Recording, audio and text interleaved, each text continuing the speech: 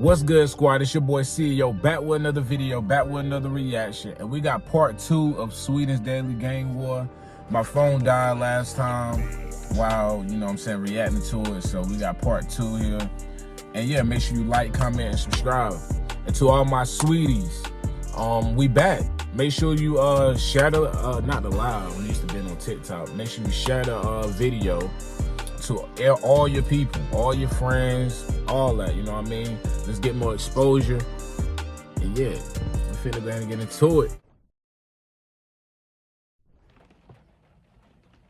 I'm right. Take a look at what's happening in Sweden. To be fair, the more liberal and left-leaning media were equally quick to focus on dismantling these claims and suggesting that the problems had at least been greatly exaggerated, with senior figures in the Swedish police coming out to publicly denounce the existence of so-called no-go zones in the country. To me, I've been working in the most vulnerable areas in Stockholm. I've been working there for 18 years. We don't have a no-go zone in Stockholm. In my opinion, we don't have a no-go zone in Sweden. But this isn't a video. Stop lying, bro. I know y'all hear the rain, but we got to get it done. Niggas, stop lying, bro. You know it's no-go zones. Y'all niggas can't go there. Now that the press and everybody like, damn, 12 can't even pull up and they supposed to protect and serve. You can't pull up, bro. That's one thing I was telling people I was with yesterday. Yo, one thing, the difference between here and Sweden is about like what the bombings and shit. Like you gotta worry about niggas bombing you. Like 12 ain't worrying about that here. You know, at least where I'm from, like the area code and I'm from, we ain't blowing shit up. About the migrant crisis. It's a video about gangsters. And not dissimilar to the migration in the United States that saw Italian Americans establishing the mafia there. In the years that followed the influx of people from all over the world, a new modern gang culture would emerge in Sweden, arguably with a heavy influence from gangster rap and drill music coming out.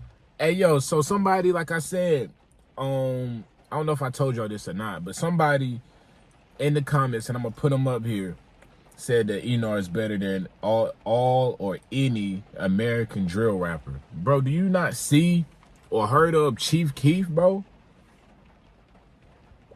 I rocks with Einar, but we ain't about to disrespect, the US like that, bro. I rocks with Einar, but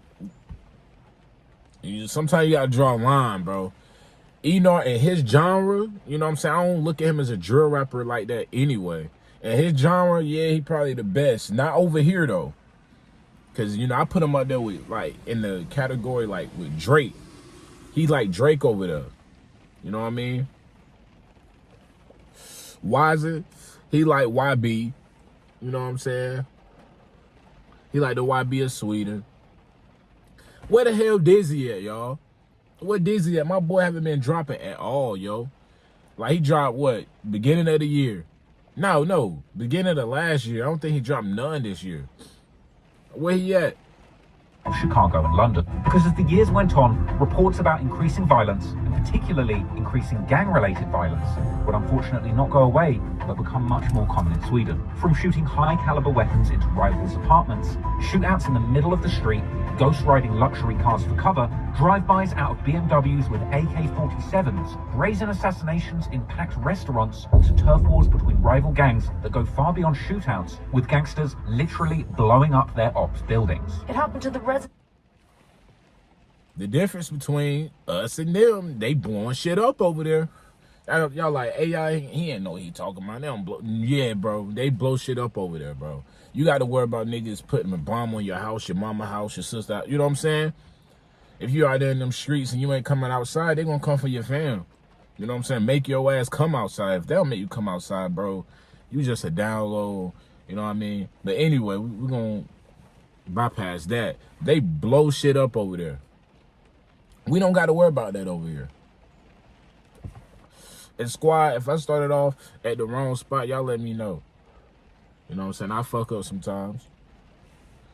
But like I was saying though, yeah, we ain't got to worry about bombs and shit like that. We just worry about bitches setting us up, ops, you know what I'm saying, homies. You know what I'm saying? That's everywhere. But not everywhere you worry about a nigga blowing you up. Residential area in Fullerö, north of the city of Uppsala. Investigators say the 25-year-old victim was a neighbor of the targeted premises. and had no criminal links. Several other people were injured in 2 other blasts across the country, one in the south and one in a suburb of Stockholm. The attacks are said to be part of a long-running feud between 2 rival gangs in a turf war of drugs and weapons. Shootouts and bombings have become commonplace in part of the country, leaving... See, one thing I never understood about the, like, Sweden, like, they beef and shit. I mean, it's like everybody else beef, except for just in Sweden. You know what I mean? But how did this shit start, bro? You know, I know with the Einar shit, they said that he wasn't paying niggas. He was, you know what I'm saying? He wasn't doing shit he said he was gonna do. And then I feel like niggas just got jealous, bro. Let's keep it 100. Niggas got jealous at some point. Cause this nigga, he was just dropping. He was like a YB in a way. He was dropping. Then one song really took off. You know what I mean? It's sad, bro. Like I said, I didn't get to react to him while he was alive. I started doing the Sweden reactions like after he passed and shit. But your boy was a legend, and you can't take that away from him. Like, your boy was really out here, you know what I'm saying, making a name for himself. Took over the Sweden down billboards and shit. 19 years old, 18, you know what I'm saying? I don't know if he blew up when he was 17, but he probably was out there doing it at 17. Media, public, and politicians asking themselves what can be done to stop the out-of-control gangs from waging war there. Going into the election year of 2022, gang violence became a hot-button issue for voters in Sweden. And even the left-leaning political party in power at the time was admitting that something had gone deeply wrong in the country. But that seemed to be too little, too late for the Swedish public. And now it was the right-wing parties, particularly the far-right party Sweden Democrats, who would end up coming out as a big winner at the elections and becoming the second-largest party in Sweden. This enabled them to finally have direct government influence for the first time in the party's history, despite not officially becoming a government party. Now, much of the new government's policy initiatives would center around tougher immigration policies and introducing harsher sentences for gang members, including those who were Y'all, let's be real. Like I say all the time, immigrants really rule the world, bro. And I don't look at them as immigrants either, though. You know what I'm saying? Because they come over here, they make a way for their family. They just trying to provide. You know what I'm saying? They trying to provide for the family. They working harder than us already living over here. Like, and that's sad to say. We live here, and they work harder than us. You know what I mean? So who are we to say, or who are they, because I'm not them, who are they to say that they don't belong here? As long as they ain't blowing shit up, coming over here blowing shit up, goddamn, you know what I'm saying, doing crazy shit, then we G's.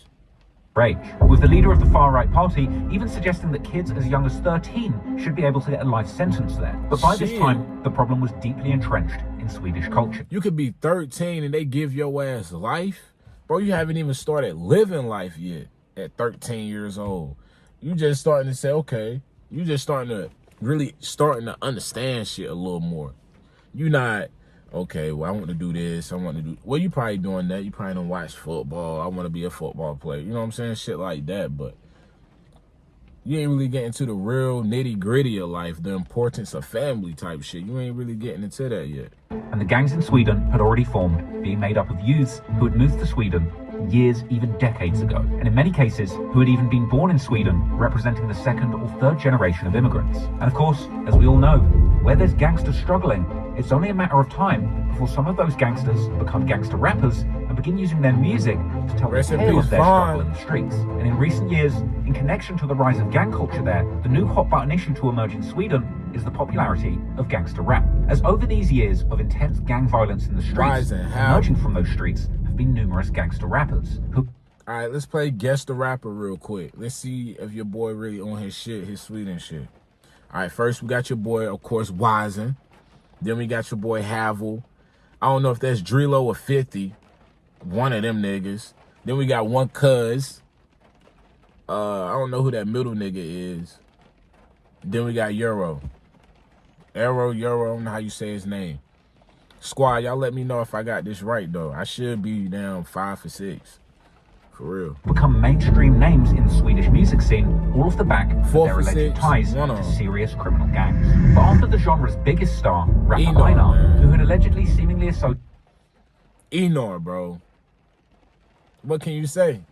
What can you say? Like, they can be like, he's a bitch. He got dressed up. You know what I'm saying? He got... Bro, they dressed him up. And this nigga... And they said, nigga, either we gonna get this money or we gonna put these pics out, dog. For your fans to see, for your family to see, to embarrass you, bro.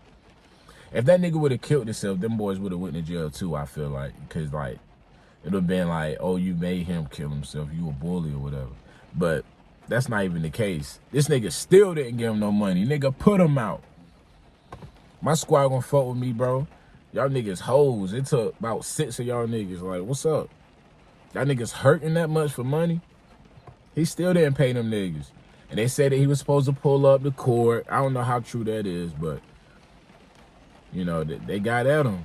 Associated with several different gangs from the country, was first kidnapped by one of these gangs in 2020 and later shot to death in 2021 by unknown assailants in an execution-style attack that was also deemed gang-related. There has been much debate over what role do the rappers play in participating in and fueling the escalating gang culture in Sweden. In one of the more recent examples, in October 2023, Sweden was experiencing a particularly shocking wave of violence, apparently driven by one of the more prominent modern gangs, the Foxtrot network, which the police suspect to be one of the country's leading drug distributors for the moment. They would fall into an all-out war against their enemies for the control of the country's drug trade, as well as going through a bloody... Hold up, y'all. Okay. Going crazy. But Foxtrot, y'all already know we done reacted to them probably, what, 2 or 3 times? And, you know, they were the real deal. You know, they try to move like El Chapo and them boys over there. I remember, like, the owner had found some money or something. And he tried to, the leader, my bad, y'all, the leader, he tried to pull up to go get it, you know what I'm saying? To the police station. This to the police station he pulled up to go get it. You know what I mean? I guess the owner of wherever they found it, he took it in like a dumbass. Oh, it was a big ass lump sum of money. You know what I mean? And they found out it was a dude, you know, under this name. He pulled up and shit, and he tried to get the shit, you know what I mean? But then they found out, you know, that's a fake name, and they arrested your boy.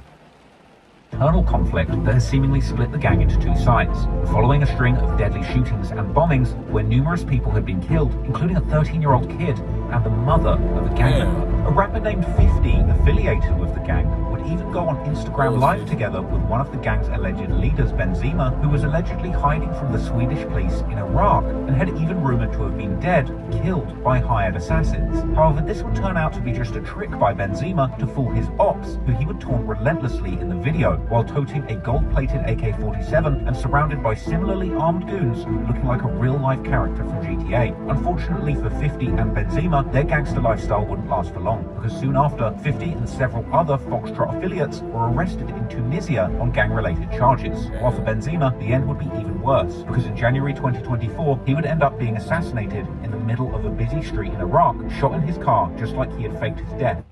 Damn. Just how he faked his death, this nigga got killed like that. This nigga got killed like that. See, you want to know what's going on right now? What I feel like what's really going on ever since Einar passed, and this rain is annoying. You know, I'm sorry, y'all. For those who still watching, my squad, I love y'all. This is why I love y'all. You know what I'm saying? Through the midst of all this, y'all still here fucking with your boy. But what was I saying? I think that, you know, since Einar died, bro, it's been death after death after death. They still spinning for Einar, bro.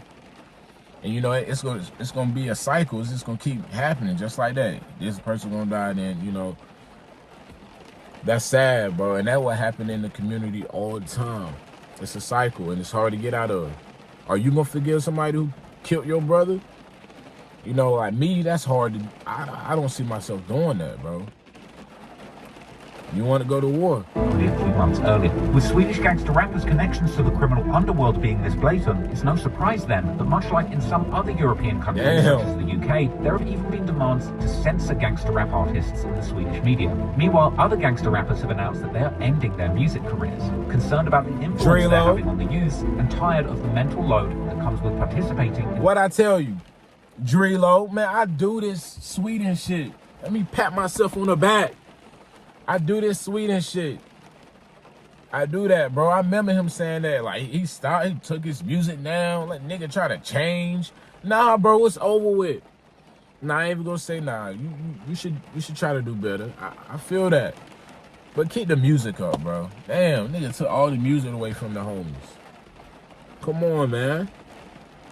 It's a modern-day reality show that gangbanging has become online. So today, we're going to dig deep and look into the shocking untold story of the rise of gangs and learn once and for all exactly how gangster rap turned Sweden upside down. 1,000 miles from south to north, Sweden is rich in scenic variety.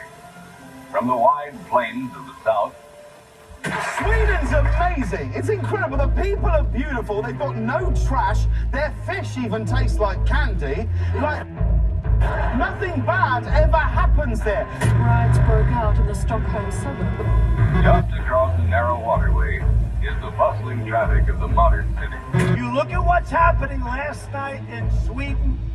Sweden. Who would believe Sweden. this? Sweden. They took in large numbers. They're having problems like they never thought possible. There's always a friendly policeman to direct visitors to the point of interest. Sweden. And then a day later, I said, has anybody reported what's going on? Vi har mycket skjutningar och vi har mycket mord. Jag återkommer till det. And it turned out that they did not do anything. Take a look. Take a look at what happened in Sweden.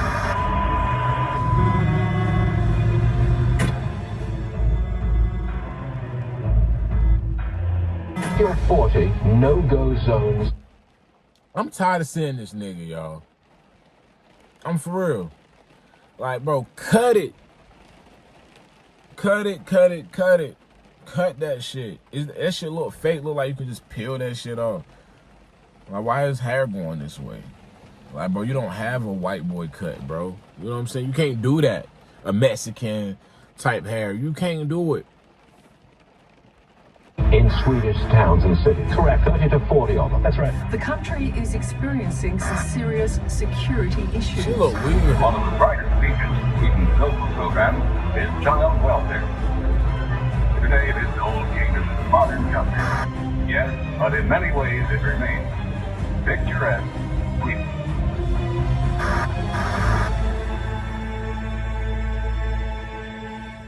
Sweden, man.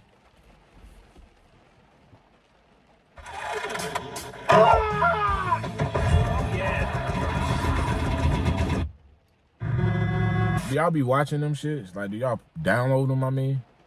I be wanting to download them shit sometimes. I be like, damn, this shit low-key look fun. The Swedish hip-hop scene emerged in the 80s, shortly after the birth of the genre in New York in the late 70s. And Swedish hip-hop followed in the b-boy mold of New York hip-hop's original origins. Firstly, focusing on the pre-rap elements of the genre, like breakdancing, with some of these early hip-hop breakdance events in Stockholm showing the world that Sweden could get down with just as much talent as the New York b-boys. But at the end of the 1980s, pioneering rappers like MC Tim had emerged from the country, making history by becoming the first rapper in Sweden to ever drop a 12-inch hip-hop record in the native language. The end result was fairly respectful towards the original hip-hop culture, yet undoubtedly somewhat cringe-inducing if you look back at it these days. Varför har du en kedja runt halsen?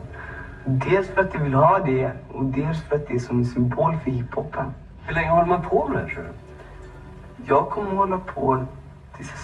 But the early rap scene in Sweden and other northern European countries was often defined by the native Caucasian Swedes trying to imitate the African American scene, generally in a respectful manner. Now, in the 1980s, there were already many different ethnic minorities in Sweden, as the country was one of the first in Europe to adopt My bad, squad. I got the phone all in the camera. My bad. Multiculturalism as a mainstream political ideology in the years leading up to the hip-hop boom, implementing one of the most generous immigration policies in the continent. First, it was mostly work-based immigration, but in the 70s and 80s, this transformed as the country began receiving many refugees from all over the world. And in decades since, Sweden has actually taken one of the largest numbers of refugees per capita in Europe and the rest of the so-called Western world. And as demographics shifted, a diverse range of people from those minority groups would soon enter the budding Swedish rap scene and begin expressing themselves. It didn't take long for Swedes with multicultural backgrounds to begin representing the country musically all over the world, with Swedish artists such as Nina Cherry, who actually rapped in English. Right, bro. I need more female, like, artists from Sweden to react to, y'all.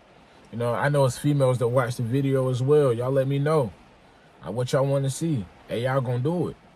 For real. I want to get in different, I want to do different shit. You know what I mean? Not just keep reacting to Einar or Haval. Haval not even out. He ain't making music right now. You know, what YASIN at? Where the hitters at, bro? These niggas ain't making no music.